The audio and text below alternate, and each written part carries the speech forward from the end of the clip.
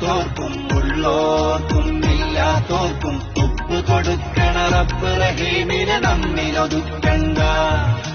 ചെറുചിറകുള്ളൊരു പൂമ്പാറ്റയ്ക്കും കാടു ഭരിക്കണ മതയാനയ്ക്കും നീതി കൊടുക്കണ ജ്യോതി കെടുത്താലൂതി മരങ്ങണ്ട.